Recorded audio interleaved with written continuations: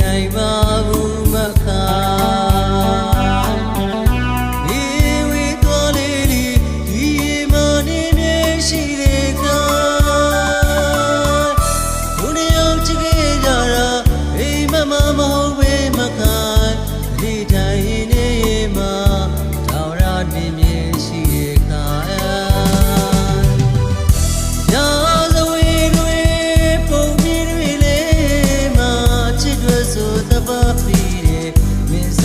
ဇလန်တဲ့ဘုတ်ကိုလေးလေးသိမှာပါမောင်လေးထူလူပဲကွာ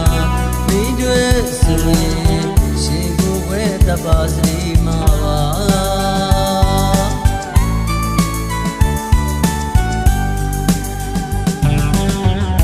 သစ္စာဂရီပြက်ကတခြားတယောက်ရေး